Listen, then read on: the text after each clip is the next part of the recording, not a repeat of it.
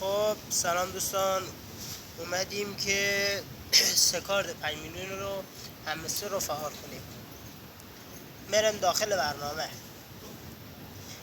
بعد منتظر میمونیم باز کنه.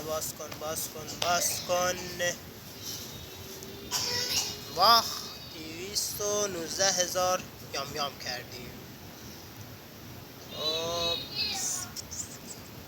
این قسمت من، بعد میریم قسمت سوم لاگه، بعد این یکی رو میزنه. این یکی از کارتامونه، این یکی، بعد این یکی از کارتامون. بعد میایم این قسمت،